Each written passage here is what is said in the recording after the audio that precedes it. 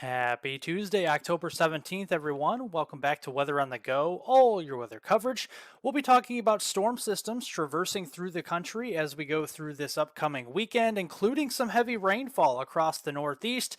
We'll also preview your tropical weather update later on in today's video. If you are new to the channel and not subscribed, make sure to hit the subscribe button down below, especially because I do cover all of North America and the tropics, and be sure to press the thumbs up button down below. It helps out more than you know. Looking here this morning at temperatures, it is fairly uniform across the United States. Temperatures are across the 30s and 40s across portions of the heartland, down into the southeast.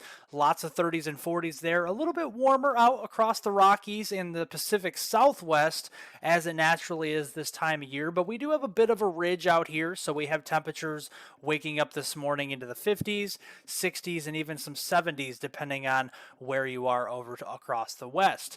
But as we go through today, all eyes are on the Pacific Northwest and the Northern Plains. A rather robust Clipper type system moving out of Canada will be dropping southeast through Montana and into the Dakotas today into tonight. And by the time we get into your Wednesday tomorrow on October 18th, this storm system will be moving through the upper Midwestern regions and the mid-Missouri Valley before pushing into the Great Lakes and into New England as we go in towards later this week. Overall, the total rainfall accumulation across the United States going through this week and through this upcoming weekend, this takes us all the way to Monday, October 23rd. You can see fairly dry across the middle of the country and especially into the central and southern plains. Pacific Southwest, fairly dry. Some active weather across the Pacific Northwest and southern Canada in association with that Clipper type system. And then we're going to see that Clipper type system move east toward the Great Lakes. And as it does, there's going to be energy moving up from the south and west, meeting up with that and kind of phasing together across the Northeast as we go into this weekend. So let's preview this here on Saturday. Yeah, it looks to be a rather wet day if you live into Maine, down here through Vermont, New Hampshire, and much of Massachusetts, Connecticut, Rhode Island, eastern New York, down through New Jersey there, Long Island included, and New York City. Very wet day as we go into Saturday. And then as we go into Sunday, some lingering showers, possibly some rumbles of thunder across interior New England and then up into Quebec there and into eastern Canada, but will be drying out across the mid-Atlantic and the outer areas there of New England as we go into Sunday. Overall, just showing you the rainfall totals with this system. It will be pretty significant in a few areas, seeing 1 to 3 inches respectively of rainfall through the weekend here. And this is going to come down in about a 2-day period, so about 48 hours worth of rainfall here. So there could be some minor flooding concerns across portions of the Northeast from Maine down as far south and west as eastern New York State down toward the Albany region. So that will be something to keep an eye on through this upcoming weekend. Looking at the pattern, though, later this week, besides that storm system we're keeping an eye on, we have a ridging and high pressure building across the western United States.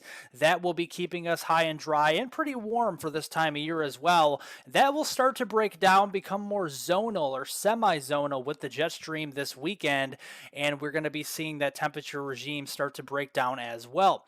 So as we go on to Friday, later this week, temperatures will be actually above normal across the heartland, especially into the central and southern plains. Yes, we're talking more 80s and 90s down there towards south central Texas. That's in association with the drought that continues to intensify across that region. The drought is really helping us stay warm down into Texas even on Friday.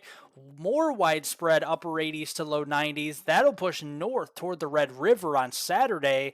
So yeah, the DFW area in Dallas-Fort Worth could be approaching 90 there on Saturday, 89 back over there toward the Abilene region, and 91 down there toward Waco, Texas as we go into Saturday. And then into Sunday, much of the same, maybe a little bit cooler in Dallas, around 79 or 80 degrees. But look at the north. The northern tier of the country and southern Canada will actually be a lot cooler with fall-like temperatures through the entirety of this weekend, seeing temperatures in the 40s, 50s, and low 60s. Nothing to complain about there whatsoever.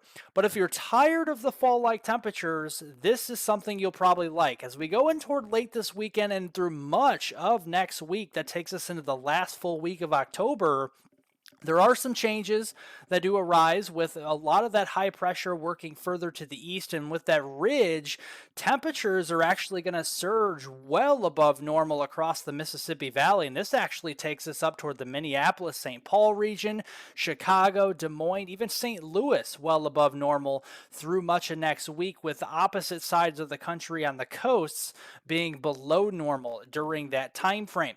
But with that transition, with that ridge building further east, yeah, with the ridge in the eastern United States will be drying out, but with troughs coming in across the west, we're going to be entering into a period of very active weather, I do think, as we go in towards later October, even closer to Halloween time frame, where we'll be seeing some pretty significant storm systems moving across the Rockies there and into the Great Plains. And looking at the setup for that, our first of which storm systems could come through Wednesday the 25th through Friday the 27th. There could be a rather robust low pressure system somewhere in the middle of the country, and what this will do is usher up some warm, unstable air from the Gulf of Mexico.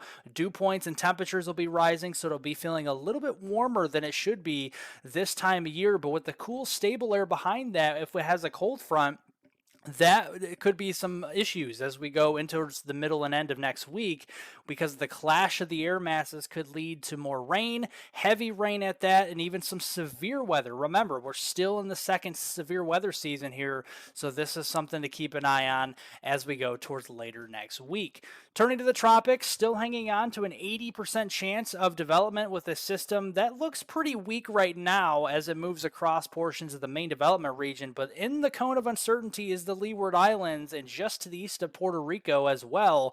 You can see semi-organized system down here across the North Atlantic Ocean, and this is called the main development region. And you can see this is going to remain a weak system through the middle of this week. This is on Wednesday, October 18th, really not amounting to too much, maybe developing into a tropical depression here by tomorrow or Thursday. And then as it pushes further west toward the Leeward Islands, approaching the islands there on Friday or Friday night, we will be seeing some rainfall, some higher waves, and some rip currents and stuff like that, but really not that big of a deal. I think as we go into later this weekend, the system will be moving over the northern Leeward Islands and then toward Puerto Rico as a depression, and this could bring some rough surf and possibly some heavier rain and thunderstorm activity throughout the weekend for Puerto Rico and the northern islands here and towards the Lesser Antilles. So that'll be something to watch through this weekend. But overall, you can see the EPS ensemble members are basically in the same realm, showing this low pressure system right around Puerto Rico on average,